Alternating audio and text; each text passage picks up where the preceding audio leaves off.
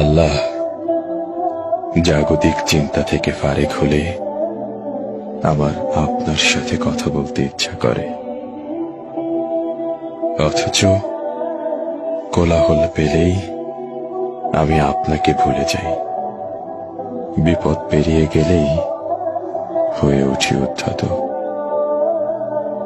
নিজের হাসরের দিকে তাকালে দেখি গুনাহের ভারে নুয়ে আছে আমার মিজান। পুলসিরাত পার হব, নেই তেমন কোনো জান।